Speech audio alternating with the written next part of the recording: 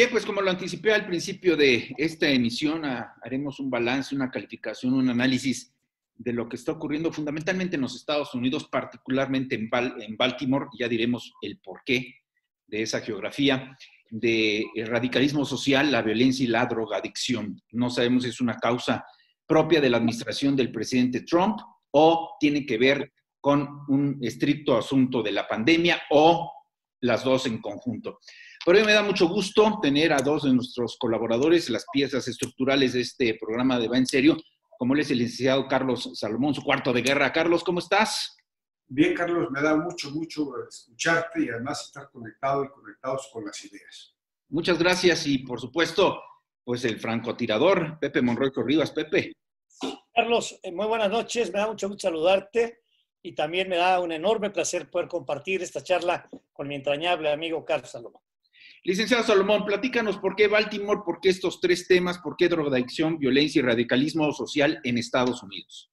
Bueno, es un privilegio compartir ideas y polémicas y ideas diferentes con Pepe Monroy y contigo. Yo por razones familiares estuve unos días en Baltimore y es una ciudad que por razones familiares médicas la he visitado con cierta regularidad. Pero cada vez que la visito, sobre todo esta vez, sentí un cambio totalmente diferente en la ciudad. Es una ciudad, es un suburbio de Washington, prácticamente, una alta población de color, pero además es siempre una ciudad violenta. ¿Qué ha pasado? Baltimore, después del COVID, encontré una ciudad fundamentalmente mucho más polarizada y sobre todo una ciudad donde la población de color odia al presidente de la República, odia a Donald Trump. ¿Por qué? Producto de esta crisis económica, tú ves, por ejemplo, en las calles de Baltimore, los negros lavando el parabrisas de los coches, que eso es un escenario muy mexicano. Pues ahora lo ves allá, porque Estados Unidos tiene más de 42 millones de personas en el desempleo, producto de esta crisis sanitaria que se volvió una crisis económica. Entonces, ¿qué es lo que está pasando? La crisis económica ha hecho que la pobreza emerja en las calles de Baltimore y eso ha reflejado un odio social donde fundamentalmente la población, el alcalde, por ejemplo, de Baltimore es demócrata, el gobernador es republicano y esas relaciones hace muchos años había un problema racial, pero había un Martin Luther King que conducía la violencia, la desesperación y el enojo de los negros. Hoy no existe ese líder de color que conduzca el enojo social, entonces estamos viendo una ciudad o un país con mucho dolor económico, con mucho rencor social, con un líder blanco, pero sin un líder negro. Y a operar políticamente esto es muy complicado porque no hay quien lo conduzca políticamente. Incluso las ideas se vuelven escasas y se acaban los sueños colectivos y se acaban los sueños individuales. Quizás el primer approach que puedo decir de estas experiencias, estas 3 semanas que viví en Baltimore. Sí, Pepe. Pepe Monroy, parece ser que en los Estados Unidos el problema racial lo llevan en el ADN, es decir, los blancos contra los negros contra los blancos. Yo recuerdo que casi al término de la administración del presidente Obama, Michelle, la esposa, la primera dama, expresó a través de un programa de televisión que le era muy difícil explicarle al mundo y a su familia cómo 2 niñas negras vivían en una casa blanca. Mira, déjame primero comprar la frase completa. Yo creo que el tema del racismo en Estados Unidos efectivamente está en el ADN, con episodios muy dramáticos y también con episodios verdaderamente épicos. Cuando Carlos Salomón se refiere al verdadero gigante Luther King, ¿cómo haría falta líderes de este tamaño en este momento para poder contrastar un poco lo que a cualquier chispa se puede convertir en incendio?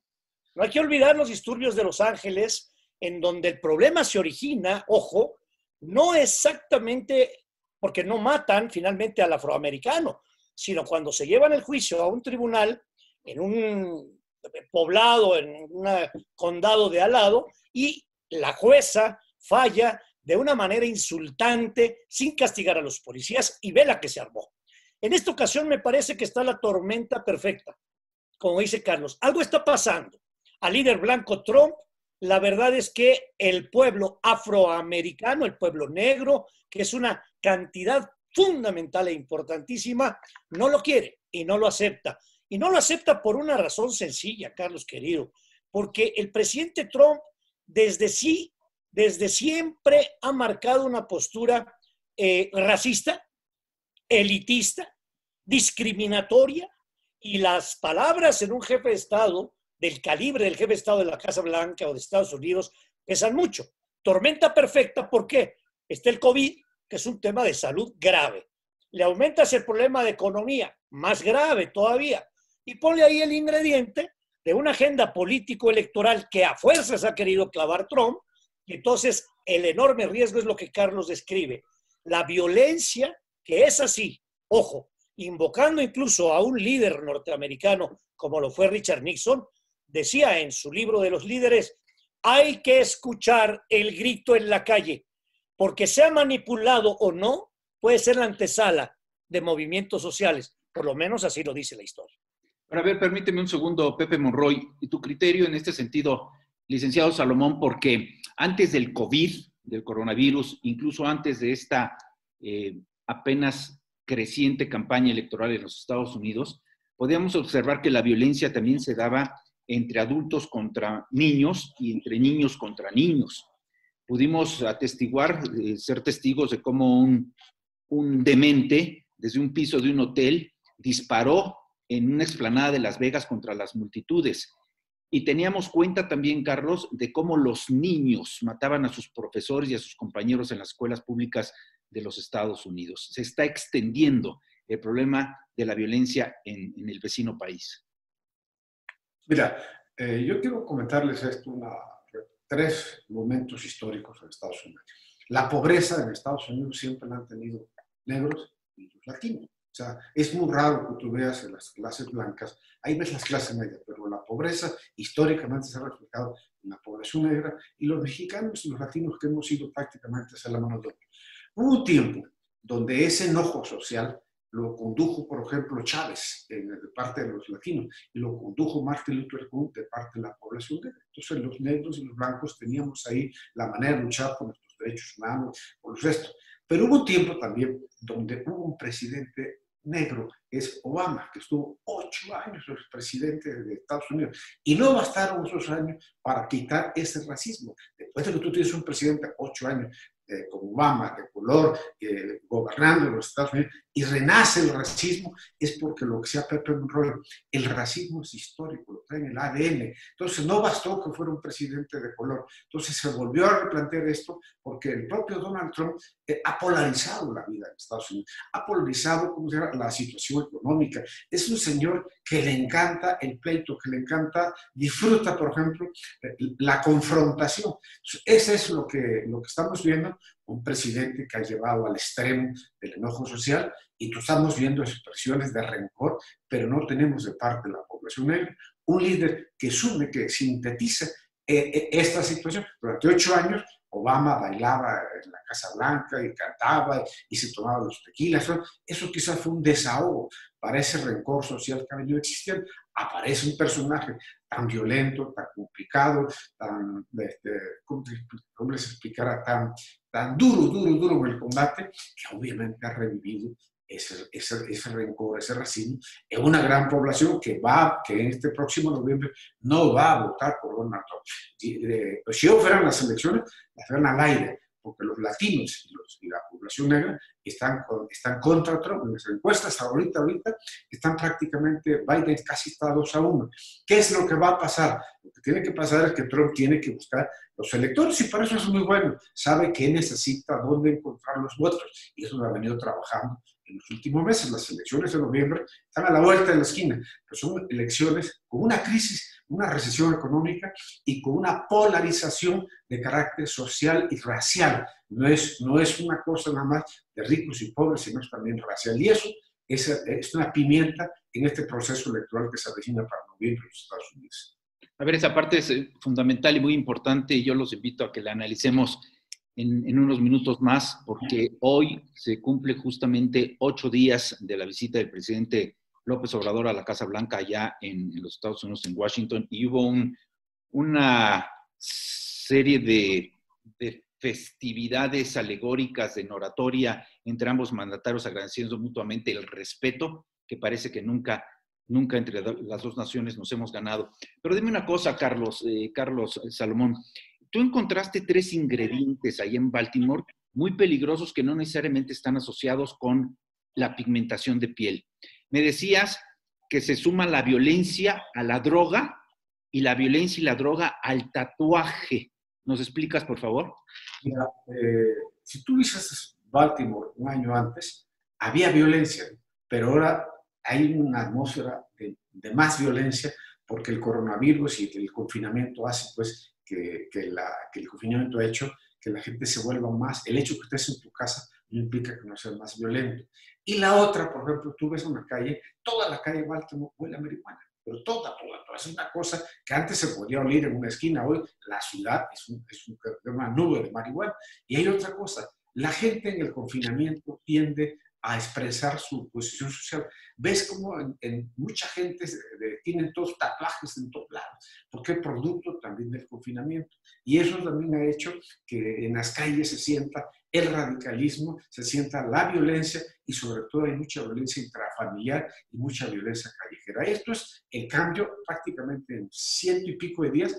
Baltimore se radicalizó en la parte del uso de droga, en la parte de la violencia intrafamiliar, en los limpiabrisas, parabrisas que hay por todos lados ya de Washington. Entonces ya estamos viviendo un cambio bestial, la gente radicalizada por las autoridades, la gente violenta, mucho mayor consumo de droga, y hay algo, la cadena de introducción de la droga con el confinamiento se rompe, porque de Colombia, México y para Estados Unidos, con este confinamiento hizo pues prácticamente que esa cadena de transporte se rompiera. Hemos visto en México aviones aterrizando de droga en las carreteras de Quintana Roo, porque se rompió y eso rompe la oferta. Entonces se encarece la distribución y hace a mayor consumo, menor oferta y obviamente se generan conflictos de carácter de consumo social.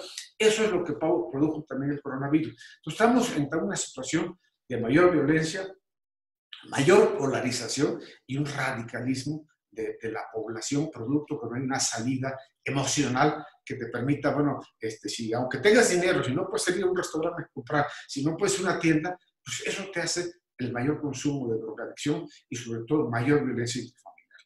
Y se está registrando en varias partes de la Unión Americana. Me han platicado que allá en San Francisco gran parte de la clase media está obligándose a vivir en las calles como homeless debido a que ya no tienen para pagar la renta.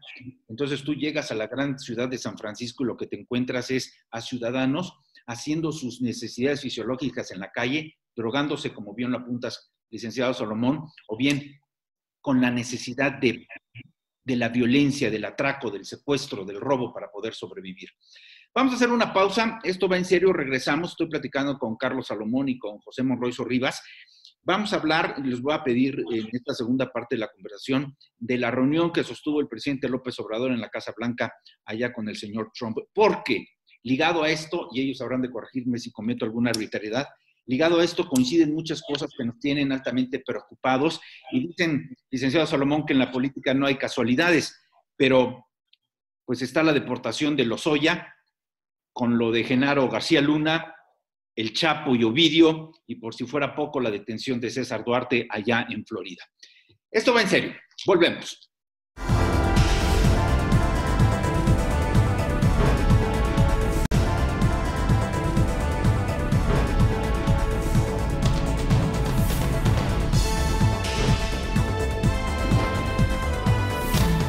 Bien, pues regresamos y, bueno, apuntaba hace unos segundos los temas que quedan en la agenda, fundamentalmente de esta relación Trump-López Obrador, que algunos marcan como un uso-abuso del norteamericano o del estadounidense con el mexicano por cuestión electoral, lo que bien decía Carlos Salomón, la necesidad de favorecerse con los latinos del señor Trump ante la fuerte caída que tiene hoy con el señor Biden. De acuerdo a algunas encuestas, pues el 50% del electorado en los Estados Unidos está a favor de Joe Biden, de los demócratas, y la factura que nos pasarían por la visita de López Obrador al señor Trump sería de pronóstico reservado. ¿No piensas así, Pepe Monroy? Sí, desde luego, Carlos, y déjame, si me permites, tomar el colofón de Carlos, tu tocayo, hace unos minutos. Vuelvo a repetir que la tormenta perfecta, primero porque efectivamente en el ADN de Trump está ese sentido de arrogancia, de soberbia, de prepotencia, de ser un hombre bronco, violento, que no respeta las formas, lo hemos visto en infinidad de casos, que sangolotea a los jefes de Estado, que el protocolo lo tiene sin cuidado, que sale y sorprende a su interlocutor diciendo en una rueda de prensa cosas que eventualmente parece que no se dijeron. No hay que olvidarnos que él pertenece a la Sociedad del Rifle, como un miembro honorífico. Y él ha sido un defensor acérrimo en el sentido de la no prohibición de la compra de armas. Y entonces, ¿cuántas armerías hay en la línea fronteriza? Entonces, la primera parte que quisiera yo decir antes de entrar al tema de la visita de López Obrador, tiene que ver justamente con que se ha proliferado, precisamente por la actitud que describe Carlos de Trump, este grupo de élite, los neonazis, los blancos contra los negros y lo más atroz del mundo, lo que tú referiste. Ya no solamente es un problema de afroamericanos, sino de niños que se matan, de francotiradores que disparan sin más. Es decir, es la tormenta perfecta.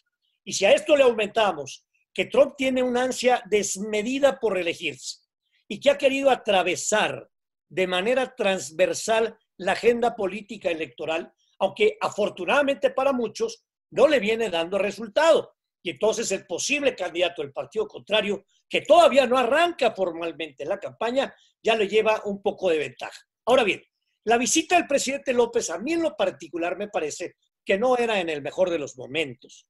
Y no lo era porque justamente subyacen temas que no sabemos exactamente qué pasó en los minutos de la plática privada.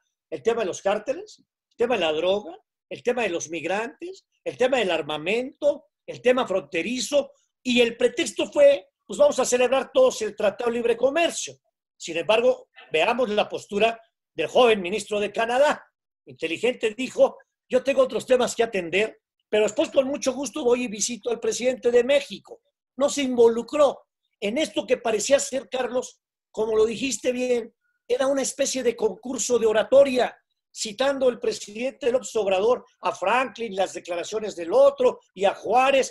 Y la verdad de las cosas, cuando el presidente López le dice al señor Trump, muchas gracias porque usted ha sido vuelto y tornado, le fue a agradecer 200 respiradores.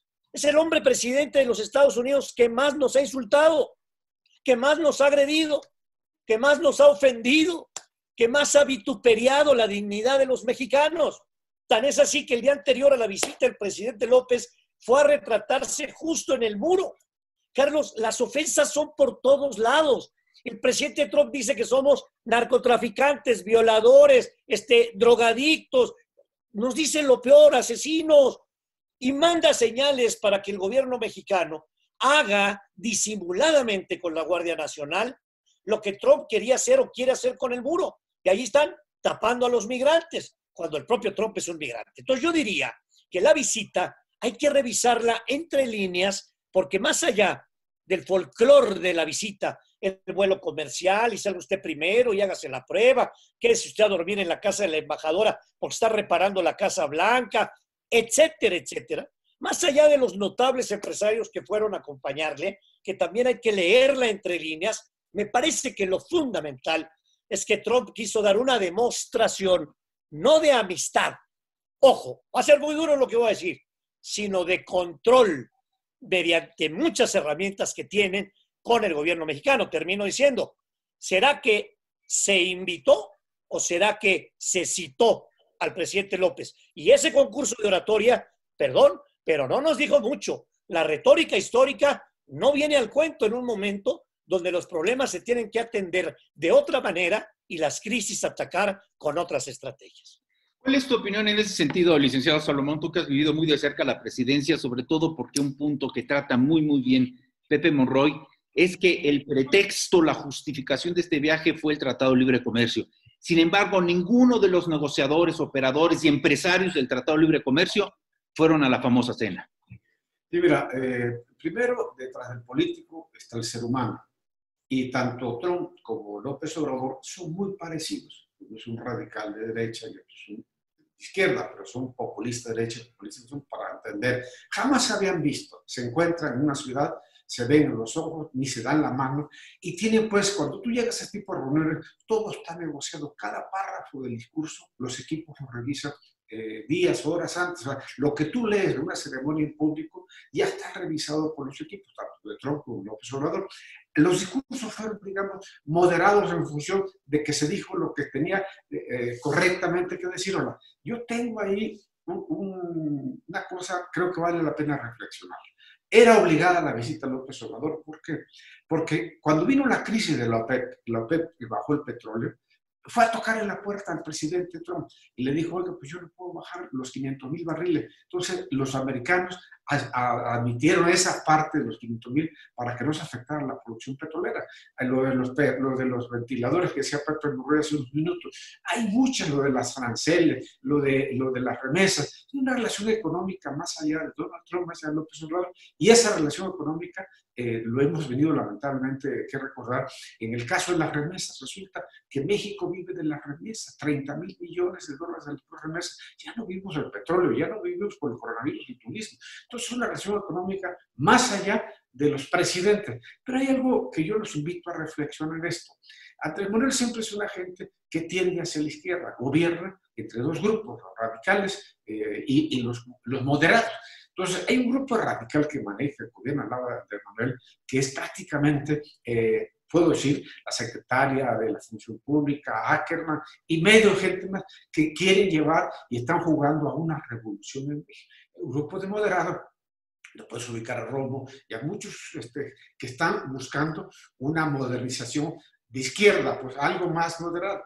Y si no existiera Donald Trump, si en la presidencia de Andrés Manuel hubiese coincidido Obama, por ejemplo, que es un hombre mucho más social, mucho más izquierdoso, yo no sé qué hubiese pasado. La presencia de Donald Trump ahí en la Casa Blanca ha moderado la conducta, las políticas sociales y la conducta, por ejemplo, de una posible nacionalización, cosas de ese tipo que hubiese pedido adoptar López Obrador si no estuviera Donald Trump en la presidencia de los Estados Unidos. La presencia de Trump ha sido un freno para que se modere. O sea, de no hacerlo así, estaríamos hablando prácticamente de un gobierno mucho más tirado a la izquierda. Yo nomás visualícese como Obama, Premio Nobel de la Paz, pero más Obama, es el que más mexicanos deportó en época de Obama. Eso no, Obama nos dejaba a los migrantes en la frontera a 2,000, 4,000, 10,000, todas las noches. Entonces, ¿qué estamos viendo?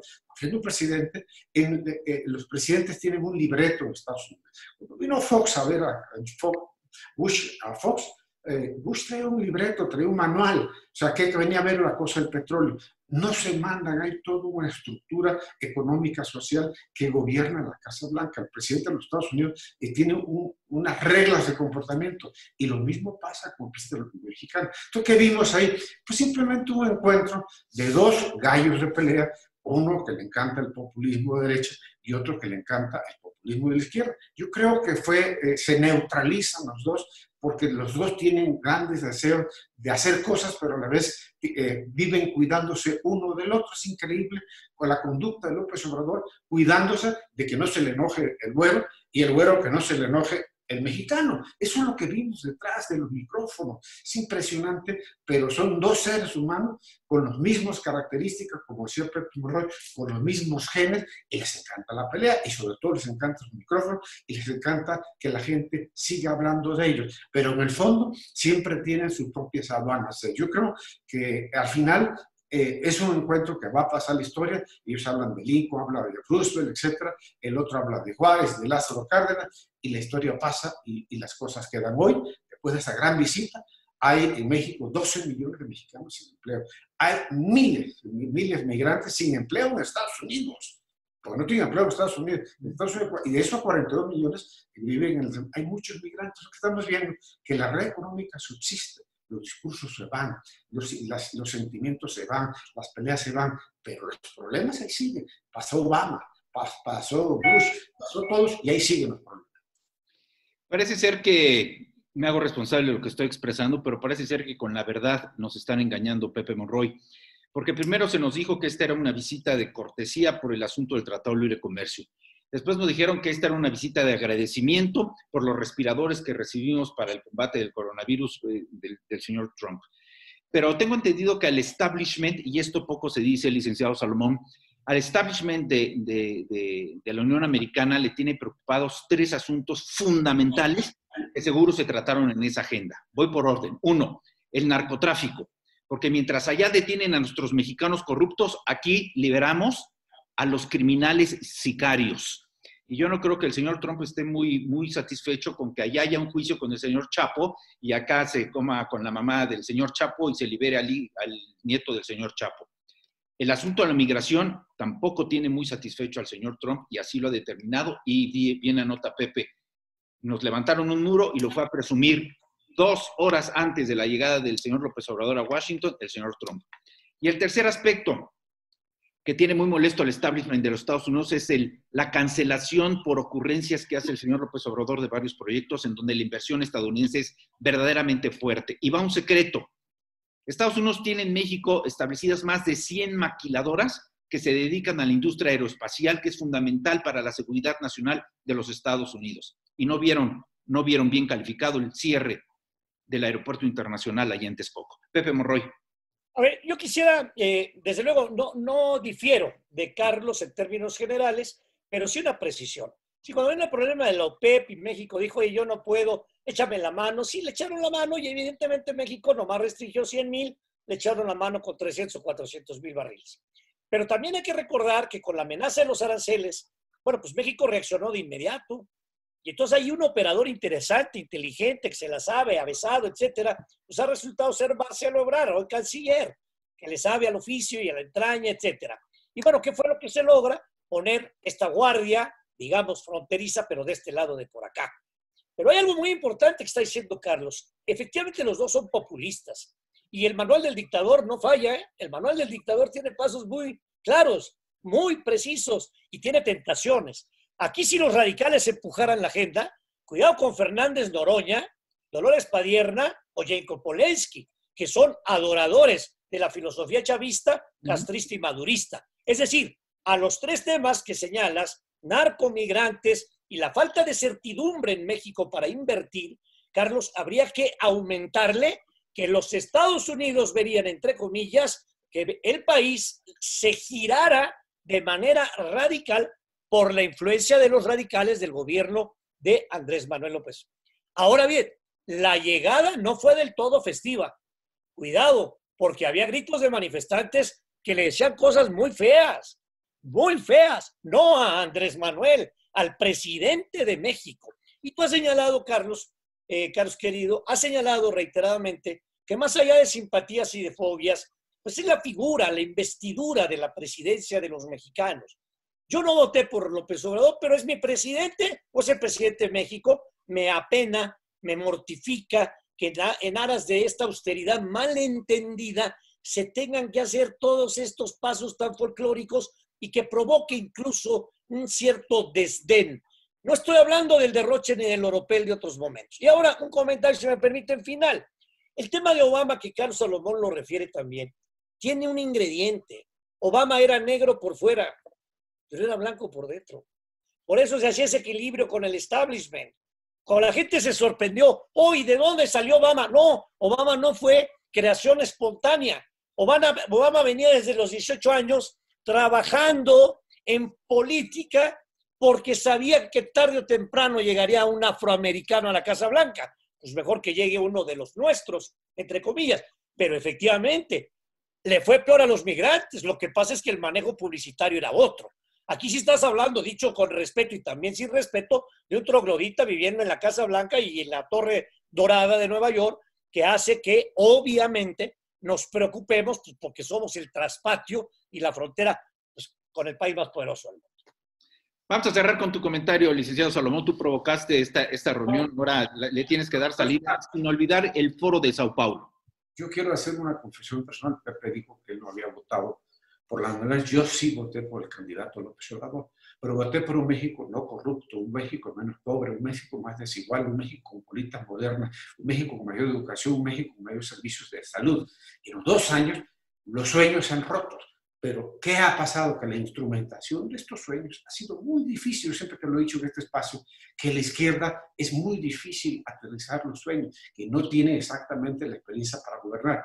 Pero el proyecto que se presentó el 1 de julio, por eso, de no a la corrupción, no a la distancia, no a los lujos, un México moderno, un México próspero, un México con educación y un México menos pobre y menos desigual. Lamentablemente el coronavirus y muchas cosas que se han instrumentado mal han hecho que un México que tenga más pobreza, que tenga más desigualdad, un México que no se acaba la corrupción, como decía Pepe, no se acaba la violencia. Pero ese proyecto sigue vigente y hay que rescatarlo. Nadie se opone a que seamos pobres, nadie se opone a que sea un México donde no haya corrupción. ¿Cómo construirlo? Es donde está el conflicto. Yo sí creo que es importante rescatar un proyecto donde todos los mexicanos quepamos bajo la misma sombrilla, donde haya menos pobreza, donde haya menos desigualdad, donde tú puedes ir al hospital y te puedan atender sin tener que problemas de esto. Hoy, lamentablemente, los hospitales son un desastre. Hemos tenido, hay más pobres en México, sí, después de 2 años de gobierno. ¿Por qué? Porque algo ha pasado. Uno se puede echar la culpa al coronavirus, pero también se puede hacer la culpa también a la instrumentación de políticas públicas que no han correspondido a los sueños. Eso es quizás una parte. Yo sí voté por un proyecto de México menos pobre, por un proyecto de un sistema de salud, como él dijo una vez, tipo Nicaragua, no tipo Dinamarca. Entonces, construyamos un México más equitativo, más honesto, con mejor educación, con mejor servicio de salud, con mejores carreteras, en un México del atraso. Pues no puedo dejar, en mi ejercicio profesional, no puedo dejar pasar la oportunidad de que nos volvamos a encontrar. Este intercambio de razones, de ideas, de pronunciamientos me parece sumamente importante para nosotros mismos, para nuestro auditorio. Ahí es que los desafío, los reto para que en breve volvamos a estar juntos nuevamente con temas distintos, varios, que nos habrán de convocar. Licenciado Carlos Salomón, gracias por ser esta noche el provocador de esta reunión. Es un privilegio escuchar las ideas y los contrastes con Pepe Morroy, que yo admiro, estimo mucho, y sobre todo contigo, mi tocayo, en este México, que le debemos muchos los mexicanos, que simplemente hemos transitado por él, pero no le hemos dado a México lo que México merece. Es correcto. Pepe Morroy Sorribas, mi gratitud. Carlos, muchas gracias. Es a mí también un honor con mi entrañable, antiguo amigo Carlos Salomón, compañero de batallas, poder compartir esta mesa que siempre es enriquecedora y bueno, dejar por lo menos una flecha para el siguiente escenario por si acaso acepta la provocación. Decir que bueno, yo también le apuesto a que el presidente López agarre el timón de mando, enderece el barco, salga y efectivamente haga de este México un México próspero. Pero lo invito también a que discutamos que la agenda no puede ser solo la corrupción o los liberales y los conservadores. Es de 360 grados. Muchas gracias, Carlos. Nada más para cerrar, ya en esta franca despedida que tuvieron los dos, parecía también un juego de oratoria entre los dos. Ahí los dejo, ¿no? Yo quizás voté por ese México, decía Colosio, que México le vamos a dar a nuestros hijos. Yo Claro. quiero un México mejor. Un México Claro. que tiene hambre de justicia.